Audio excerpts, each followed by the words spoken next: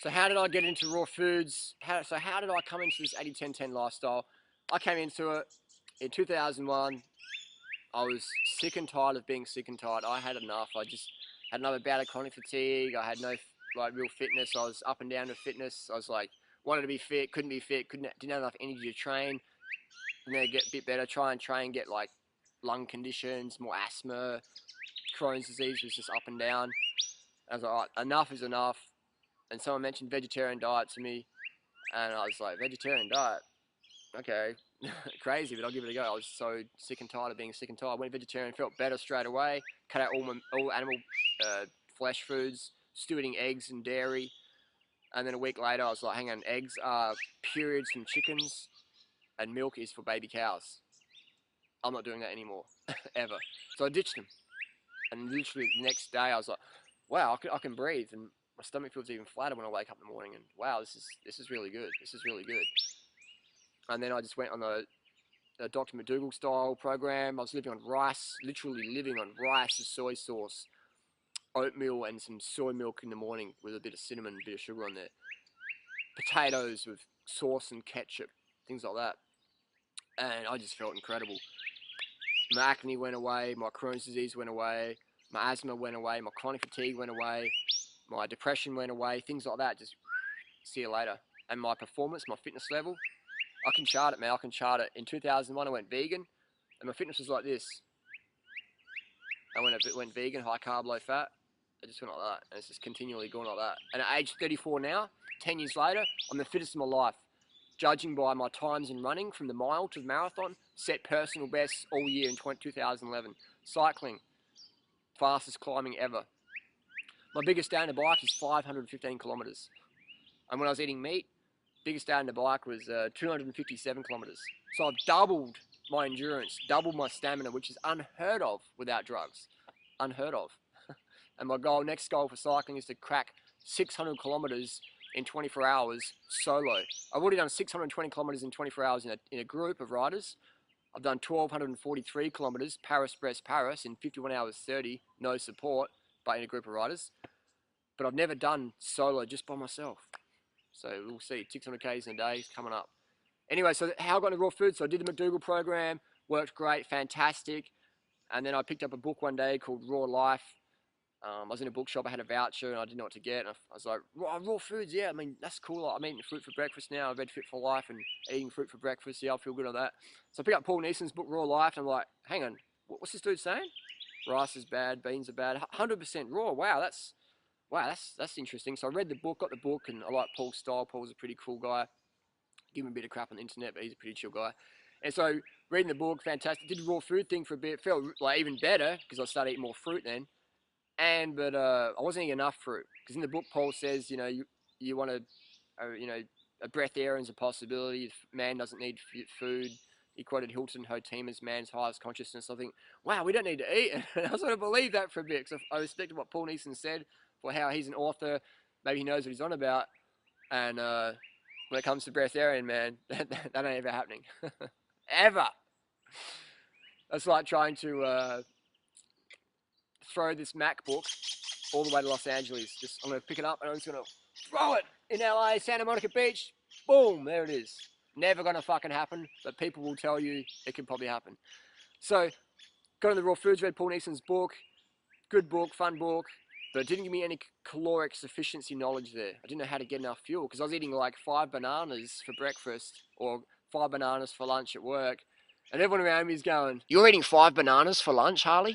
I think you've got a fucking problem." And I was like, "Oh, really? Like, is that too many bananas? Oh, maybe." And so I was just fading. I was flailing. And then I'd go out training with the guys or racing, and I'd be good for the first 20 minutes, half an hour, and then I'd just be like, "Oh." And they're like, "Wow, mate, raw food diet's working for you." Not. And so I just go back to McDougall program, and I just had fruit for lunch and fruit for breakfast, and then rice and potatoes for dinner. Did that for years, and it worked fantastically. And then I was like, no, I want to do raw food because I had a glimpse of feeling just that little bit better, And I'm like, I want to go back there. And then I was like, okay, I'll eat raw food, nut desserts and stuff like that. So I was eating a lot of cashews and macadamias and almonds. And then I got Dave Wolf's book, and he said, limit the fruit, man. Don't eat bananas and dates because they're hybrid.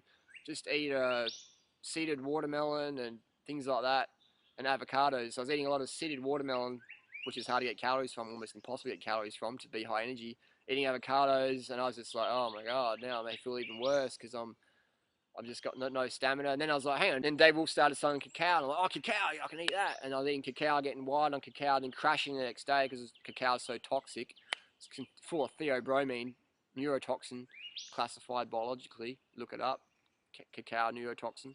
And then I was just like, what's going on here? And then I remember when I read Paul Nison's book, there's an article interview with Dr. Doug Graham. And I looked at this dude and thought, wow, that dude's really fit, and what he says makes sense. And so, but I started eating more fruit. Everyone told me I was eating too much fruit, and then I read Dave Wolf's book. I'm like, yeah, okay. And then I started emailing Doug Graham because I still had that glimpse of feeling really well on the bananas. So I emailed Doug Graham and said, what's going on here? I felt good for a bit, and then I crashed. And he's like, what are you eating? And I'm like, I'm eating this. And he goes, that's too much fat, not enough carbs, not enough calories. And I'm like, oh, I don't count calories. I don't have a weight problem. He's going, you got an energy problem, man. You don't have enough stamina to go as hard as you want to go when you want to go hard. And I'm like, yeah, that's right. So he said, you need to eat X, Y, Z amount of carbs per day. And I'm like, man, I don't count calories. And he's like, great, you don't have to count calories, just don't expect good energy levels. And I was like, yeah, whatever, mate. And I was a bit cocky with him back then, and I just sort of thought, yeah, whatever. And I just sort of would just yo-yo, you know, fruit, rice, got the fat down. Still felt amazing, felt better than the high-fat raw, obviously, everyone does. But then I went to, and then I was still like, oh man, this Doug Graham dude's pissing me off because I know he's fucking right, and I really need to learn how to put enough fuel in the tank. So I bought his book, Nutrition Athletic Performance, and I was like, yeah, awesome. And then I went to Health and Fitness Week in 2006, and I was like, holy shit, you guys eat a lot of fucking fruit. And Doug's like, we don't eat a lot of fruit, we eat enough fruit. And I was like, oh, enough, a lot, oh yeah, enough, you need enough. You need enough. You need enough sleep, you need enough water, you need enough fruit, you need enough carbohydrates. So then I just got into it, and I just went from there. And I was still eating a bit of raw gourmet occasionally. And in hindsight, it would have been 1,000 times better off going back to rice and beans and potatoes and then getting back on the fruit when it was available or when I could get it, versus going fruit down to nuts. I could have gone fruit to potatoes to rice, still high carb, low fat. But I was going fruit to nuts, driving myself nuts, too much fat in the blood, not enough glycogen, performance is just like blah, blah, blah, blah, blah. I could have just gone fruit to potatoes. I still had the glycogen going on, high carb, low fat, clean blood, versus getting my blood all goopy and fatted out from the excess nuts and oil. I didn't know about that. I was just like, raw is law, and that's, I think raw is 100% the best. But what's best is getting enough carbohydrate calories, be it bananas or potatoes. Hope that makes sense. Don't focus on 100% raw. Focus on 100% getting enough carbohydrate calories, with fruit being the preference, potatoes being second preference, versus going to nuts just to stay raw. Unhealthy, bad for your health. Potatoes are good, man. Don't fry them in oil. Don't add animal bits to them. Just have them steamed or baked with a little bit of condiment. Fantastic. And then in so 2006, I was doing that, feeling better on the fruit. And then in 2008, I went up another level, and I'm like, all right, I'm gonna get even fucking more hardcore with this. I'm gonna read sports nutrition journals. I'm gonna talk to Tour de France team riders and doctors. How many grams of carbs are they eating a day? And I'm like, I'm gonna eat like that. And I just increased my fruit intake from a lot, enough, to extra. And boom, went up another level.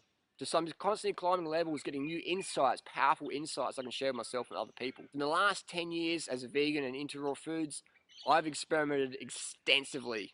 I've always kept it vegan, except for maybe honey back in the day, but always vegan, no eggs, dairy, whatever. I'll leave those experiments to my friends, watch them go, whoa, that's fucking crazy. So what have I learned in those last 10 years? What can you learn from my experiences? What can you learn in the next 60 seconds that took me 10 years to learn? How cool is that? You can learn in the next 60 seconds what took me 10 years to learn. This is what you're going to learn. This is what I've learned. Fruit is the ultimate. Sweet fruit, bananas, and dates. If you get enough calories from them, you can eat any fruit you want, watermelon, oranges, bananas, and dates, but you have to get enough calories from them. Like my friend Mike Arnstein, he can eat way more than me. I can't eat enough watermelon or oranges or papaya to get enough calories. I need bananas and dates to get my calories. So I've learned that you got to get enough calories from your favorite fruits. Fruit is the best. It's the ultimate. Bananas and dates. Killer. Lightweight, high calorie, high carbohydrate, low fat plant foods. That's what I've learned. I've learned that you're better off going off raw foods onto potatoes, vegan carbohydrate dishes than going onto raw food desserts like heaps of cashews or macadamia nuts, high fat, carbohydrate deficient raw food vegan meals. You're better off on a high carb cooked vegan program than a low carb, carb insufficient, 100% raw vegan program. High carb is better, low carbs, fuck. I've learned it doesn't matter how well you eat, you need to go to bed early. You need to get early nights consistently. Because if you get late nights, you're going to fuck up your health. Doesn't matter how good you eat. I've learned that you need to drink enough water every day so your urine is always clear and you're peeing at least a few times a night. That's what I've learned. I've learned that all the superfood stuff is absolute rubbish, and now recently we've got the Adia Clarity recall. They're recalling it because it's toxic, poisonous. Hello, we were saying that for fucking ages, man.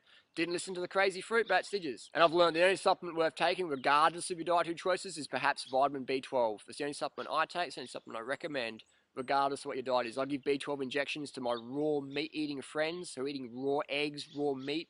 They still have a B12 issue. Give me injections, levels jacked up, problem solved. B12 is the only supplement I recommend or take. The rest of it's just... Second biggest problem is social disapproval. People say, you ain't like a monkey, you ain't like a monkey, huh?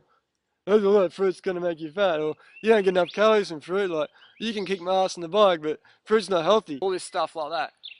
So social disapproval, a lot of people can't deal with it. Personally, I don't give a fuck, man. I follow my heart, I follow health, I follow having fun. I don't give a fuck about the status quo, jealous fuckers, haters, drinking haterade, slipping on haterade, whatever. I don't really give a fuck about that anymore. I used to 10 years ago. I've learned just to not take anything personally. Sometimes people change, they regret what they say to you, so don't take it personally, don't freak out. Eliminate excess drama from your life, have fun, be the example, be the change you want to see. Who we are speaks so loudly, no one can hear what we're saying. People, if Dave Wolf wants to sue you or what, don't take it personally, just keep doing what you're doing. Mean what you say what you mean. Those that mind do not matter, those that matter do not mind. And social disapproval. That's the two biggest hurdles. Situational inconvenience, can't get enough fruit. Second one, social disapproval. Just don't take it personally. So be organised. Don't take things personally. That's what I've learned my raw food journey. Hope that's of some help. This is a fucking video I would have paid fucking $10 million to have heard back in 2001 when I thought, okay, I want to get into raw foods lifestyle. What do I need to know? So that's what I've learned. This is like a 10-minute video, 15-minute video. It took me 10 years to work it out. You lucky buggers. You're getting the secrets now. For free. Cool. I'm just giving stuff away, man. That's what life's about, man. Just giving and sharing. Receiving and giving is one and the same. Give, receive. Just keep the flow happening. Don't hold on to anything. Don't block anything coming in. Just keep it flowing, man. Keep the flow happening. Give and receive. Pay it forward. See you on the road. Thanks for watching.